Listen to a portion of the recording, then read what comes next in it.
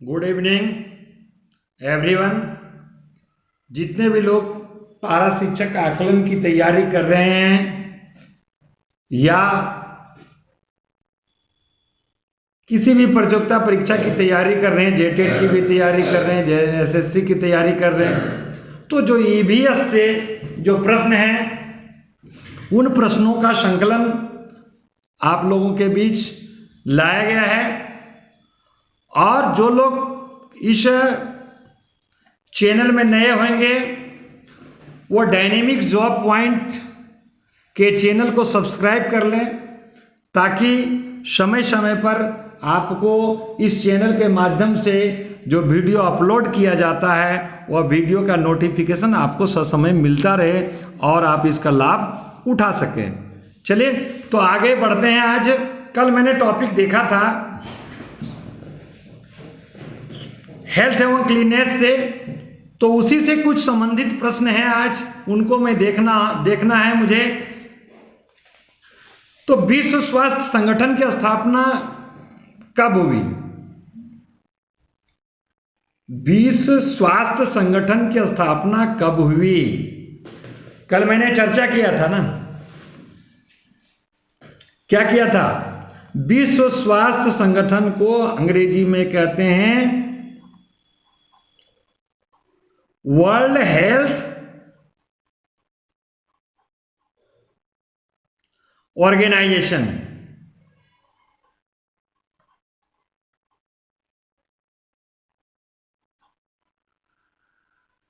World Health Organization, इसको हम कहेंगे WHO।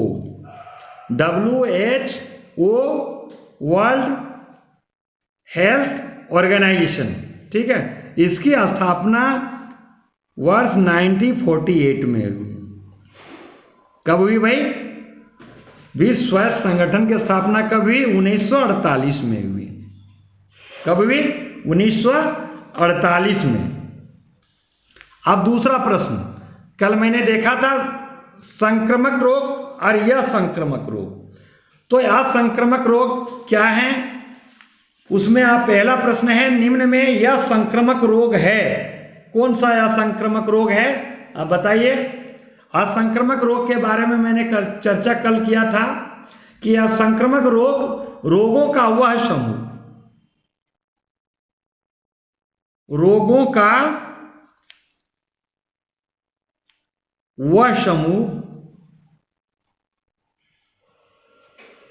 रोगों का वह समूह संक्रामक कारकों द्वारा उत्पन्न नहीं होता है। संक्रामक कारकों द्वारा उत्पन्न नहीं होता है। उत्पन्न नहीं होता है वह रोग जो संक्रामक कारकों के द्वारा, था जिस कारक के द्वारा संक्रमण एक दूसरे में फैलता है। संक्रामक रोग में आपने पढ़ा था ना कि जो है रोग फैलते हैं सूक्ष्मजीवियों के द्वारा, उन्हें रोगजनक भी कहा जाता है। कल मैंने बताया था कुष्ठ, खसरा, तपोदिक, हैजा, ये सब संक्रामक रोग हैं। लेकिन यह संक्रामक रोग जो हैं वो किसी बैक्टीरिया से फैलते नहीं हैं। इनको फैलने के लिए ये रोग उसी व्यक्ति तक सीमित रहता है। जैसे जिसको हो गया वह एक दूसरे से, मान लिया जाए ये एक व्यक्ति है, उसको रोग हो गया तो वह रोग यहीं तक सीमित है, तो वह असंक्रामक रोग होता है। यह संक्रामक मतलब वो फैलता नहीं है। जैसे आप दूसरा रोग तो आप देखें संक्रामक रोग फैलता है इधर से उधर, एक दूसरे से, बैक्टीरिया से। लेकिन इसमें आपको जैसे बहुत सा हो गया जो फैलने वाला रोग नहीं है, जैसे कैंसर। कैंसर जो है आप देखे हैं कि एक व्यक्ति से क्या दूसरे व्यक्ति में फैलता है क्या? कैंसर फैलने वाला रोग है? नहीं। अगर किसी व्यक्ति को उच्च रक्तचाप, बीपी है,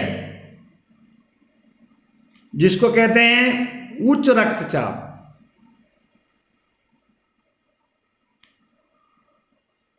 तो क्या बीपी के पेशेंट के साथ अगर कोई व्यक्ति आ जाए तो क्या उसको उक्त रक्तचाप की बीमारी हो जाएगी? नहीं होगी। जैसे और मोटापा,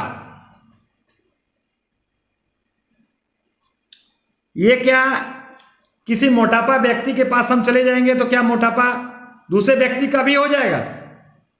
तब तो कोई बात नहीं होता, तब तो पतले आदमी मोटे आदमी के संपर्क में चले जाते हैं और मोटा हो जाता है। ये असंक्रामक मोटापा भी एक रोग है। तो यह संक्रामक रोग हैं जो संक्रमण से फैलते नहीं है, वो एक दूसरे पर उसका प्रभाव नहीं पड़ता है। तो निम्न में से संक्रामक रोग है। अब बताइए, रेबीज है, कैंसर है, डेंगू है या जुकाम है? कौन सा है? तो कैंसर। कैंसर जो है वो क्या है? यह संक्रामक रोग है। चलिए अब नेक्स्ट प्रश्न की ओर आगे बढ़ते हैं। निम्न में कौन सा रोग का वाहक घरेलू मक्खी नहीं है? किनके घर में घरेलू मक्खी नहीं होता है? सबों के घर में होता है। तो आप जानते हैं कि घरेलू मक्खी के द्वारा भी रोग फैलता है। हम लोग कहते हैं आसपास साफ सफाई रखो, घरेलू मक्खी के द्वारा भी रोग फैलते हैं। तो निम्न में कौन सा रोग का वाहक घरेलू मक्खी नहीं है? दस्त है, पीलिया है, रेबीज है, हैजा है। ये जो बीमारी है, दस्त मतलब समझ रहे हैं, उल्टी, पीलिया जिसको जोंडी कहते हैं, रेबीज, हैजा, गांव-गांव में आप कभी सुनते थे डायरिया हो गया, कॉलरा फैल कर गया, ये सब जो बीमारियां होती है वो देखते हैं एक दूसरे एक। कभी कभी आप देखते हो, पढ़े होंगे तो अम्बियोबिक डिसेंट्री किसी को होता है, अमीबा के कारण गंदे पानी हो जाने के बाद पेचिस टाइप में हो जाता है, उसका लूज मोशन की स्वभाव आ जाती है। तो ये सब बीमारियां, तो घरेलू मक्खी जो है वो कारक नहीं है, रोग का वाहक नहीं है। तो तीसरे प्रश्न का तीसरा जवाब होगा रेबीज। रेबीज जो है इसका कारक जो है घरेलू मक्खी नहीं है। घरेलू मक्खी के द्वारा हैजा भी हो सकता है, पीलिया भी हो सकता है, दस्त हो सकता है। तो इसमें घरेलू मक्खी जो है रेबीज का कारक नहीं है। अब रेबीज है क्या? रेबीज है क्या? ये विषाणु जनित, श्वसन जनित, जीवाणु जनित, इनमें से कोई नहीं। रेबीज, रेबीज जो है वो क्या है? देखिए रेबीज जो है सो आपको मैं बता दूं, रेबीज क्या है? कुत्ते के काटने से फैलता है।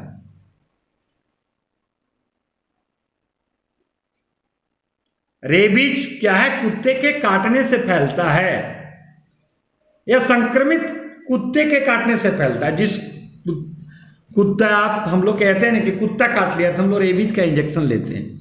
तो यह क्या होता है? रेबीज यह है कुत्ते के काटने से फैलता है। यह जो है कि कैसा रोग है जानते हैं? यह विषाणु जनित, विषाणु जिसको वायरस कहते हैं, विषाणु जनित रोग है। यह जो है विषाणु जनित रोग है। इसमें क्या होता है जानते हैं? रोगी प्यास लगने पर पानी भी नहीं पाता। अगर किसी रोगी को प्यास लग गई तो जानते हैं इसमें पानी भी नहीं पी पाता है।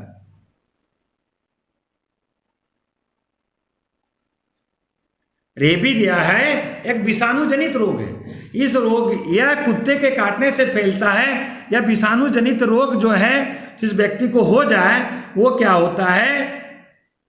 वह जो है पानी, अगर उसे प्यास लगे तो वह पानी भी नहीं पी पाता है। तो यह विषाणु जनित रोग है। क्या है भाई? विषाणु जनित रोग है। चलिए नेक्स्ट क्वेश्चन। चिकनगुनिया रोग किसके काटने से फैलता है? आपने पढ़ा होगा चिकनगुनिया, यह भी एक बीमारी है। कभी कभी ऐसे प्रश्न आ जाते हैं।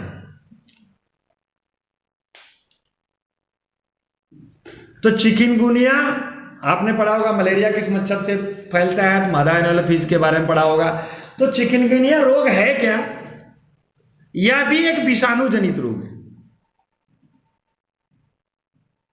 चिकनगुनिया भी जो है वह भी एक विषाणु जनित रोग है।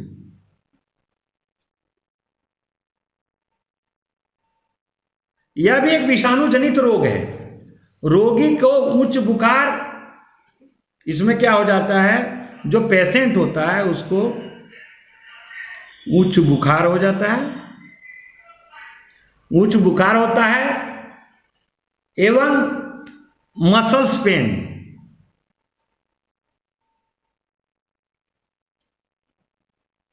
ज्वाइंट पेन, अर्थात उसके मांसपेशियों में दर्द होने लगता है, उसके हड्डियों में दर्द होने लगता है, जहां जोड़ होता है, ज्वाइंट, हड्डियों का जोड़ जो होता है वैसे जगह पर ज्वाइंट पेन होने लगता है, मसल्स पेन होने लगता है, फीवर आ जाता है। तो ये चिकनगुनिया के लक्षण होते हैं। तो यह जो है चिकनगुनिया फैलता क्या है, या एडिज मच्छर के काटने से फैलता है। कैसा मच्छर हो? एडिज मच्छर के काटने से फैलता है।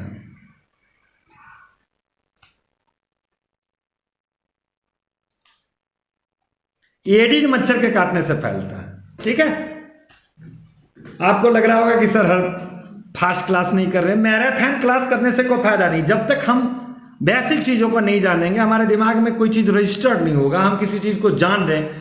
ऐसा अगर करेंगे चिकनगुनिया का इसका क्या लक्षण है, ये एडिज मच्छर, इस तरह से नहीं चलेगा। इसके लिए आपको थोड़ा सा, अब इससे बहुत से प्रश्न बन गए। आपने तो एक एमसीक्यू किया, चिकनगुनिया रोग किसके काटने से फैलता।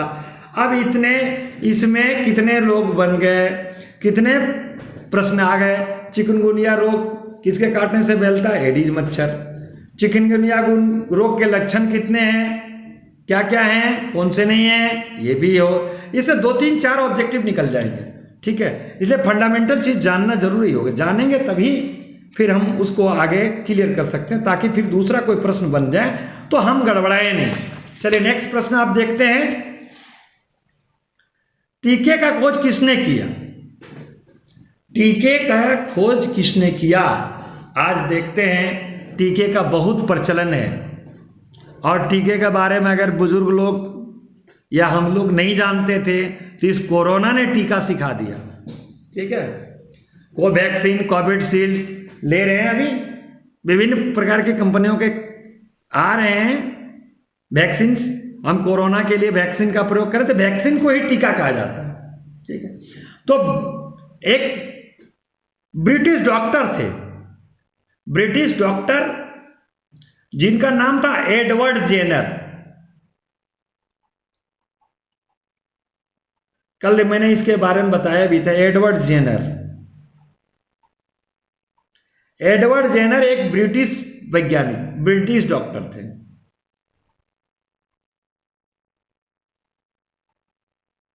ब्रिटिश डॉक्टर थे। उन्होंने सर्वप्रथम 8 फर्स्ट 1976 में सर्वप्रथम चेचक के टीके का खोज किया। चेचक के टीके का खोज किया।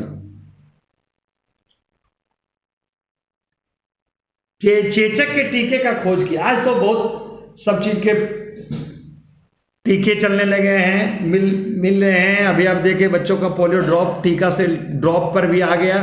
तो अभी चेचक के टीके के बारे में सर्वप्रथम एडवर्ड जेनर ने, ब्रिटिश डॉक्टर थे, 1976 में उन्होंने टीके का खोज किया था। तो इसका सही जवाब क्या होगा? जेनर ने। Question number 6 Jenner. Question number 7, सर्वप्रथम किस रोग के प्रति टीका विकसित किया गया? चलिए, अभी मैंने तो चर्चा किया सर्वप्रथम किस रोग का, तो इसमें तो देर नहीं होना चाहिए आप लोगों का। तो सर्वप्रथम किस रोग का? एडवर्ड जेनर ब्रिटिश डॉक्टर ने 1976 में सर्वप्रथम चेचक के टीके का खोज किया। तो इसका 7वां का जो जवाब होगा वो चौथा होगा। क्लियर? कोई प्रॉब्लम नहीं। आगे बढ़ा जाए। शिशुओं को दी जाने वाली ट्रिपल वैक्सीन डीपीटी किन रोगों से प्रतिरक्षा प्रदान करती है? शिशुओं को, जो बच्चों को, शिशु तो आप समझ ही रहे हैं, शिशु को दी जाने वाले ट्रिपल वैक्सीन डीपीटी किन रोग से प्रतिरक्षा प्रदान करती है? टिटनेस, डिप्थीरिया, ट्यूबरकुलोसिस, बलगम, सर्दी, ट्यूबरकुलोसिस, काली खांसी, टिटनेस, डिप्थीरिया, टिटनेस, चेचक, रूबेला। तो आखिर डीपीटी है क्या? इसके बारे में आपने जाना।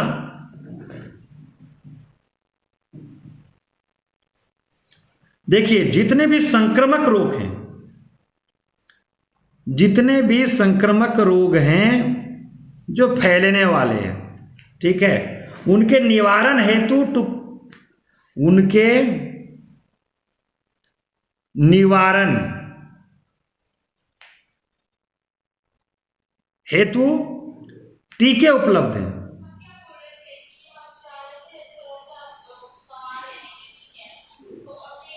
टीके उपलब्ध हैं, तो उसमें ये रोग, उनके विरुद्ध टीके जो उपलब्ध है, उसमें डीपीटी जो टीका है उसके बारे में देखता हूं। डीपीटी टीका जो है वह क्या है? डिप्थीरिया, खाली खांसी और टिटनेस का टीका है। किसका है भाई? डिप्थीरिया,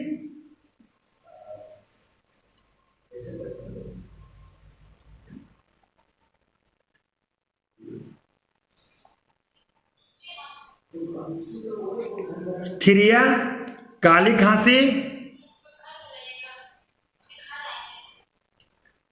खांसी, टिटनेस का टीका है। ठीक है, तो इसका सही जवाब क्या हो जाएगा? देखिए, काली खांसी, टिटनेस, डिप्थीरिया, इसका सही जवाब क्या होगा भाई? तीसरा होगा। ठीक है, अब आगे बढ़ते हैं अगले प्रश्न की ओर।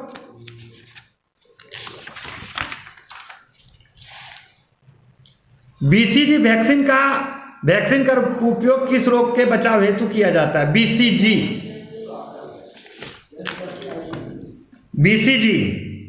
का टीका जो है तपोदिक, टिटनेस, डिप्थीरिया, काली खांसी। तो बीसीजी का जो टीका होता है, बीसीजी का टीका है वो क्षय रोग,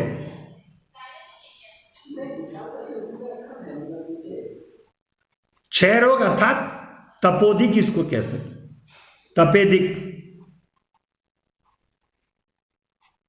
तपेदिक के बचाव के लिए यह जो उपयोगी है।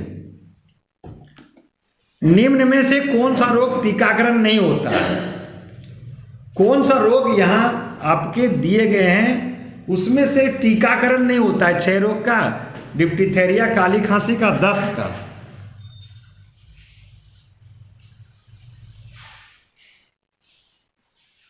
इन रोगों का टीकाकरण नहीं होता है।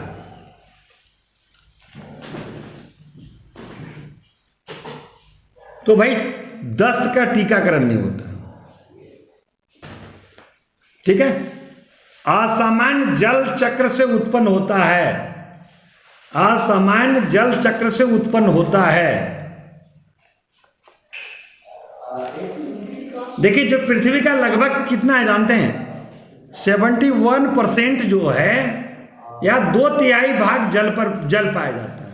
इस कारण पृथ्वी को नीला ग्रह भी कहते हैं, पृथ्वी को नीला भी ग्रह भी कहते हैं। तो इस पर डीपली हम जाएंगे। कल हम जल, वायु और कचरे का निस्तारण पर वीडियो बनाएंगे। तो आज थोड़ा सा एमसीक्यू 2-4 उसमें देख लेते हैं। असामान्य जल चक्र से उत्पन्न होता है, क्या होता है? बाढ़, सूखा, 1 और 2 इनमें से कोई नहीं। तो 1 और 2 बाढ़ और सूखा। अगर जल चक्र जो लाइफ साइकिल वाटर का होता है अगर चेंज हो जाए तो क्या हो जाएगा भाई? सूखा भी हो जाएगा और बाढ़ भी आ जा सकता है। जल का द्रव से जल वाष्प में परिवर्तित होना कहलाता है। जल का द्रव, देखिए पानी, जल ही एक ऐसा पदार्थ है जो तीनों रूप में पाया जाता है, ठोस, द्रव और गैस। ठोस में क्या हो गया? बर्फ। द्रव में पानी या जल हम कह सकते हैं, और गैस में क्या हो जाएगा?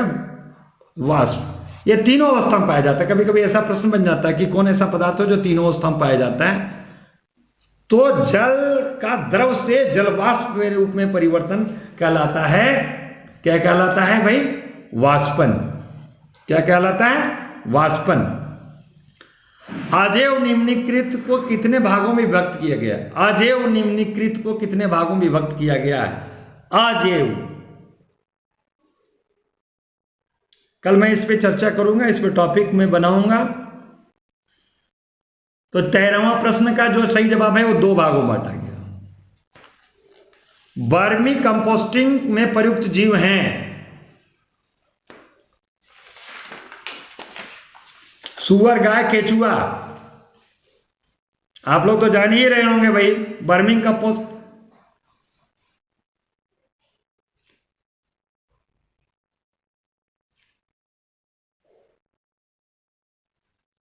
गाय। अब 15वां प्रश्न जो है, निम्न में से संक्रमक अपशिष्ट है, कार्यालय का कचरा, अस्पताल का कचरा, चीनी मिल का कचरा, ये सभी संक्रमक अपशिष्ट।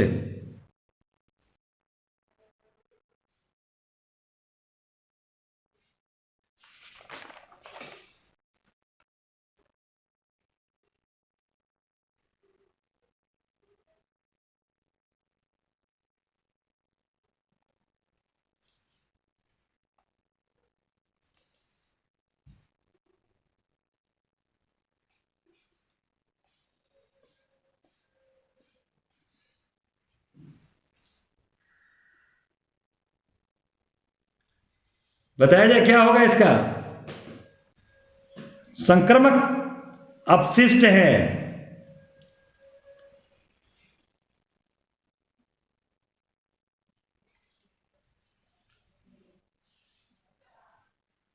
तो इसका पहला जवाब होगा जी। चलिए, बहुत बहुत धन्यवाद। या तो अगर देखिए इसमें कुछ निम्न में से संक्रमक अपशिष्ट हैं। चलिए, बहुत बहुत धन्यवाद। आज का टॉपिक में इतने ही प्रश्न थे। कल मैं अगला टॉपिक लेके आऊंगा, जिस टॉपिक में मैं आपको जल, वायु और कचरे का निस्तारण, इस पे मैं चर्चा करूंगा। तो जो लोग इस चैनल में नए होंगे वो फटाफट इसे लाइक करेंगे, कमेंट्स करेंगे और सब्सक्राइब कर देंगे।